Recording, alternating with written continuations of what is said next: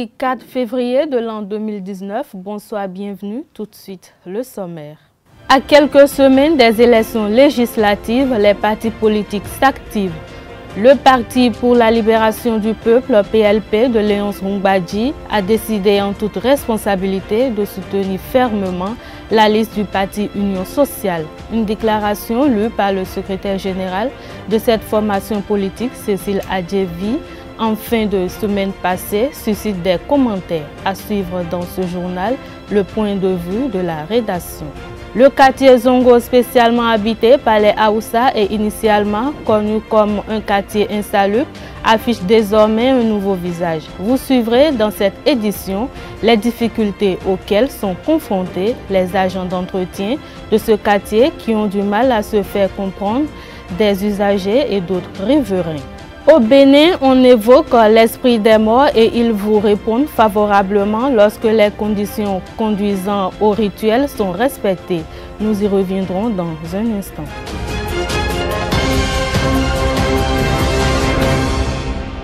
À nouveau, bonsoir. Les élections législatives auront lieu le 28 avril prochain.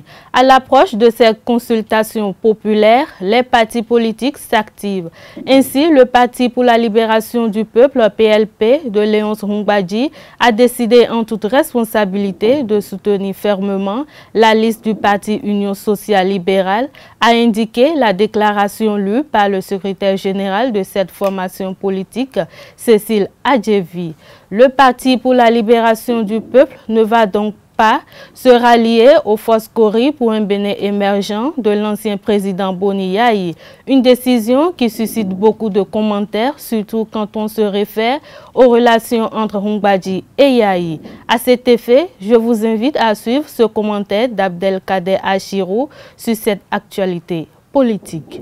Léonce Mbadji serait-il en inimitié avec Boni Yayi? Le Parti pour la libération du peuple, PLP, était-il soutenu officieusement par Sébastien Germain à Javon? Autant de questions que se posent plusieurs observateurs au quotidien de l'actualité politique béninoise depuis la déclaration rendue publique par Cécile Adjevi, secrétaire générale du dit parti politique, annonçant le soutien du PLP à la liste du Parti Union sociale libérale. Une déclaration qui amène tout analyste politique à se poser des questions sur les rapports actuels de Léonce Mbadji, leader charismatique de ce parti politique, avec l'ancien président Thomas Boni Yayi, dont il a défendu constamment, avec courage et abnégation, le bilan. Que s'est-il passé ou que se passe-t-il? S'agit-il d'un sentiment d'ingratitude ou d'une volonté manifeste à être autonome et prouver son indépendance politique vis-à-vis de Yayi? Difficile d'y répondre. Cependant, quand on questionne le passé de Léonce Mbadji et que l'on note cette ascension fulgurante sur tous les plans qu'il a connus grâce au système Yayi, on est tenté d'affirmer qu'il y a un malaise, même si officiellement, les acteurs eux-mêmes n'ont rien évoqué. Les bonnes relations qu'il y a eu entre Yayi et Mbadji sont une évidence immédiatement perceptible de tous au Bénin. Aussi, lorsqu'on se réfère à l'activisme de Léonce Mbadji aux côtés de Thomas Boni Yayi lors de son règne et après l'exercice du pouvoir d'État, ces inquiétudes paraissent légitimes et raisonnables. Même si la politique de la politique est dépourvue d'éthique et de morale, le bon sens indiquerait que Léonce Mbadji et les siens, qui ont bataillé dur aux côtés de Boni Yayi pour la présidentielle de 2016, soutiennent la liste des FCBE, leur formation politique initiale. Mais hélas, il se pourrait que ce ralliement du PLP à l'USL puise la légitimité de ses motivations ailleurs. Faisant partie des premiers acteurs politiques à alerter au lendemain de l'élection de Patrice Talon sur la préservation des acquis sociaux, politiques et économiques de Thomas Boni Yayi, Léonce Mbadji poursuit son combat politique dans l'opposition, mais aux côtés de Sébastien Germain à Javon. De fortes rumeurs font savoir que le jeune acteur politique, qui a pu obtenir contre vents et marées les grâces et les bénédictions de Boni Yayi depuis toujours, serait fortement combattu par des acteurs hostiles à l'émancipation juvénile. Par ailleurs, certaines langues affirmeraient que Léonce Mbadji aurait peur de perdre la coordination du pôle unifié des jeunes de l'opposition, Pujo. Car ce creuset politique, à en croire certaines indiscrétions, composé essentiellement de jeunes, doit sa vitalité et son animation à la générosité de Sébastien Germain à Javon, qui approuve cet idéal. Outre cela, si le PLP a décidé de façon consciencieuse, méticuleuse et studieuse de soutenir la liste du Parti Union Sociale Libérale USL, c'est parce qu'après analyse approfondie de la situation politique actuelle, cette option n'était pas peut-être la plus honorifique, mais la plus bénéfique et fructueuse. Sûrement que lors des négociations, le PLP face au mastodonte des FCBE n'a pas pu obtenir des positionnements confortables sur la liste FCBE. Et que du côté de l'USL, nouveau parti politique visant à promouvoir les jeunes et les femmes, leurs exigences ont été majoritairement acceptées. Mais si tel est le cas, bien que Léonce et les jeunes du PLP soit toujours dans l'opposition, Thomas Boni-Yayi aura du mal à accepter ce revers après tant de sacrifices et de pacificité bienveillante. Les prochains jours nous édifierons davantage sur cette situation confuse. Le président de la Cour constitutionnelle a échangé les vœux avec les hommes des médias le vendredi dernier au siège de l'institution. Une séance qui a permis au président Joseph Djogbenou et aux journalistes de s'étendre sur certains sujets chers à chacune des entités présentes. Le compte rendu signé Kaleski Tomé et Belvide Adoyimbo. La Cour constitutionnelle, on l'a rappelé, a pris les mesures dont elle estime nécessaires. Premièrement, pour rapprocher l'institution des citoyens, pour faire en sorte que les salles d'audience, que la maison Cour constitutionnelle soit une véritable maison du peuple. Pour faire en sorte qu'elle soit peu suspectée quant à la qualité de ces décisions, quant à la manière d'accomplir ces missions. C'est l'objectif de la réforme du règlement intérieur. La Cour s'est ouverte en faisant cela à toutes les critiques.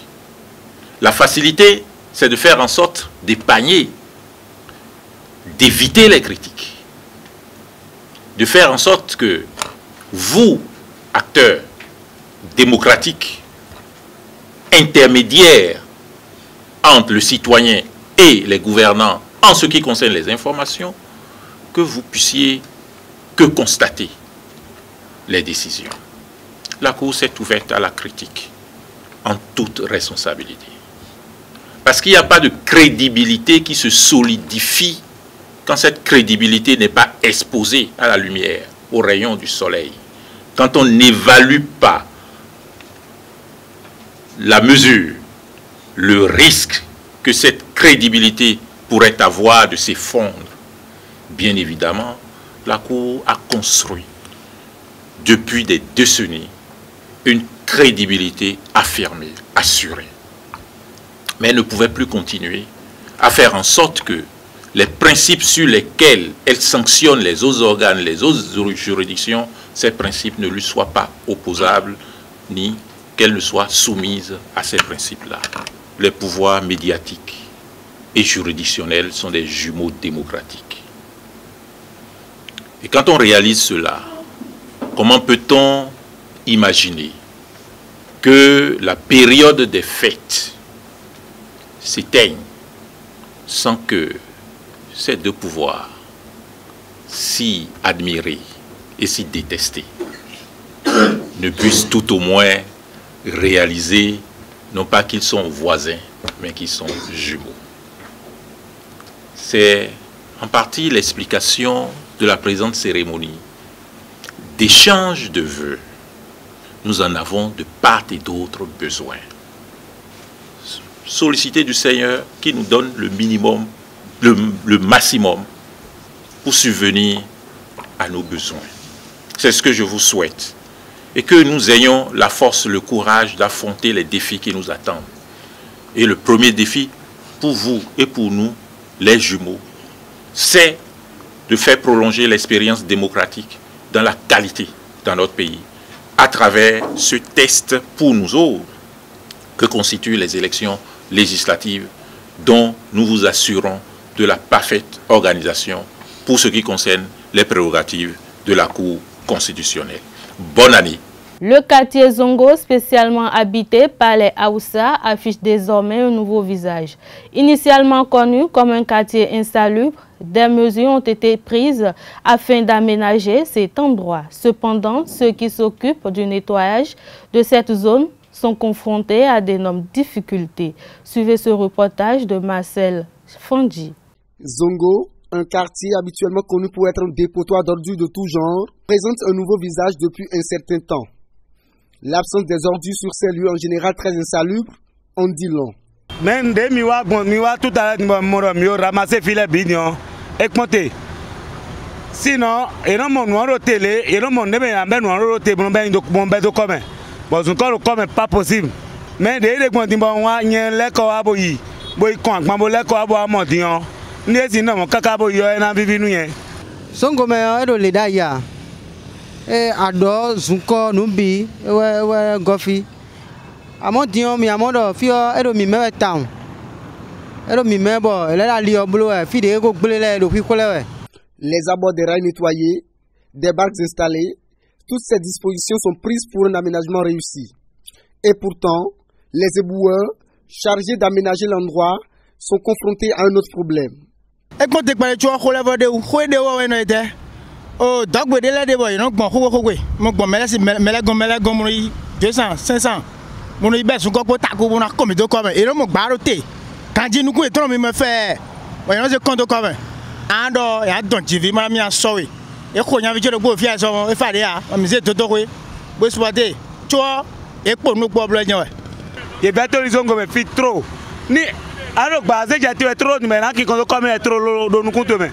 Ansi voulait auto comme me là. Quand on déguerpit les gens, ils viennent encore s'installer. Maintenant, dans les barques, ce que nous constatons, à des moments donnés, les barques sont remplies et les gens ne viennent pas à temps. Mais aussi à des moments donnés, les barques sont là, non vides, et les gens versent encore les ordures par terre. Ça devient encore un autre travail qu'on donne à ceux qui font les travaux là. Face à ces difficultés, et habitants et nettoyeurs s'accordent à trouver des solutions afin de résoudre le problème d'insalubrité dans leur quartier. Sécurité dans nos filles, mon chauffeur Gandhi, et à la mer roulée, une sécurité de fibre, il y a un sécurité, il a des casiers barrés. Alors, il y a un fond de tank pour mon était dit. Le média de l'économie de Canada, elles sont une joyeuse, John Amblonomi. On y boulot à d'hôtel, file to ville dans d'ado. Et ouais, un boulot midi, do de mi a $, ou et vivia, et marché. Nous suggérons qu'il y a aussi des numéros verts pour aider les gens, même passants, même les émigrants. Puis appeler pour dire que les bacs sont remplis et que les gens ne sont pas encore arrivés pour les ramasser, pour déplacer les bacs et de changer. Zongo, un quartier principalement habité par les Haoussa, retrouve peu à peu son meilleur visage. Nous avons parfois besoin de nos morts dans des moments difficiles et nous leur faisons appel pour qu'ils nous viennent en aide. Mais est-ce qu'ils nous répondent vraiment? Le métaphysicien Amoussa Raimi nous donne des explications sur comment les invoquer et les conditions pour qu'ils nous répondent. Suivons-le au micro de Jacques Maouillon d'Almeida. La puissance de l'homme sur la terre dépend plus des morts.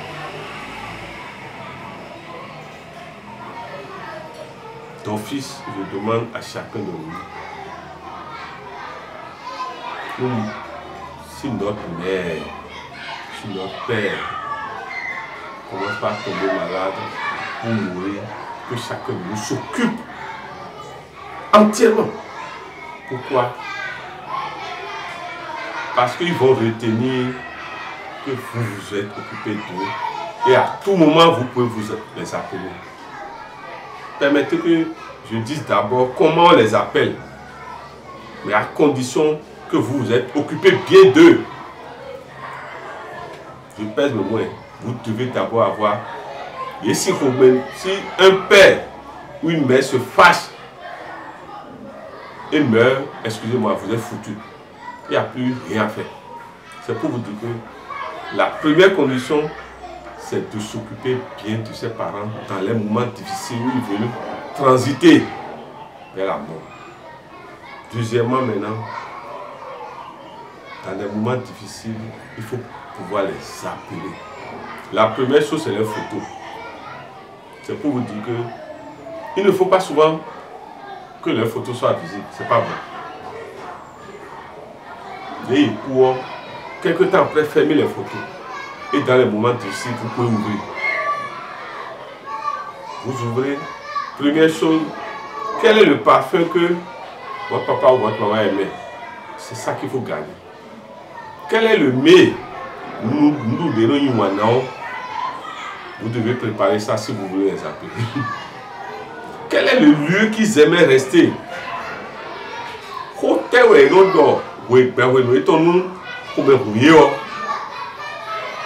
Il faut se rappeler de ça.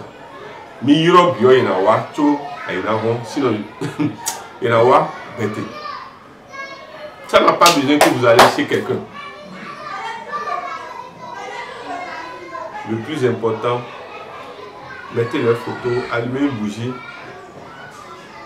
Les choses qu'ils aiment là, mettez ça là. Et vous serez surpris. Faites comme ils faisaient. Je ne veux pas m'expliquer. Et notre Seigneur Jésus l'a dit. Si vous êtes 2 ou 3 quelque part, vous m'appelez, je serai là. Faites ceci en mémoire de moi.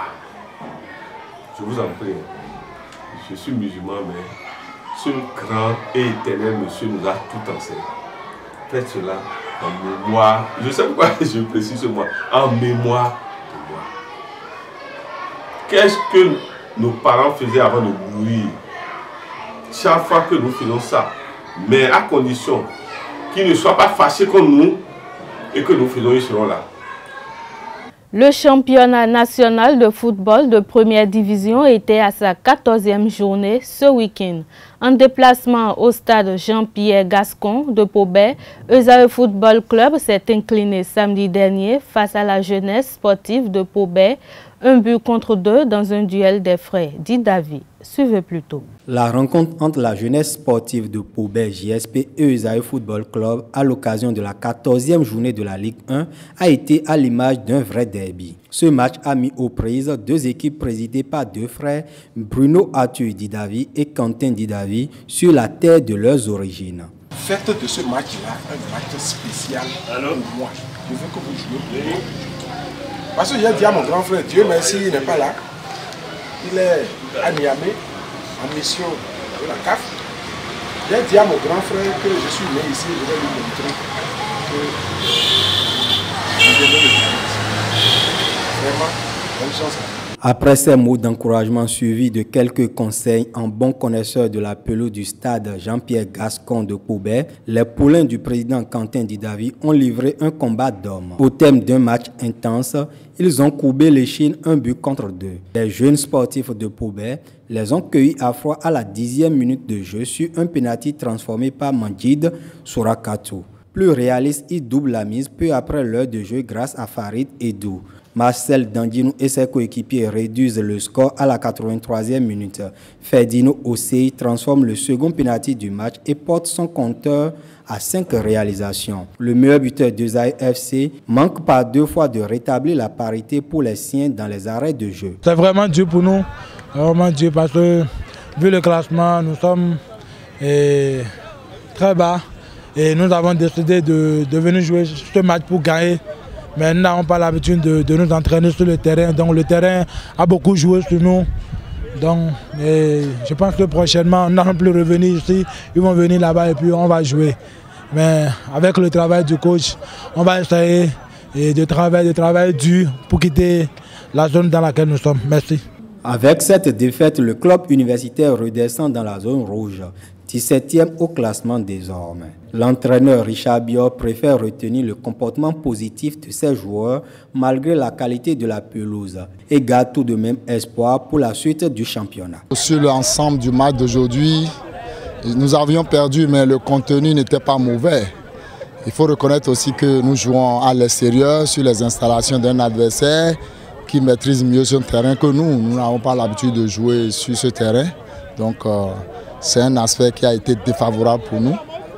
Et par la suite, vous devez le comprendre, dans ce championnat, les équipes qui ont leur propre terrain vont avec un avantage. Ça, je suis certain.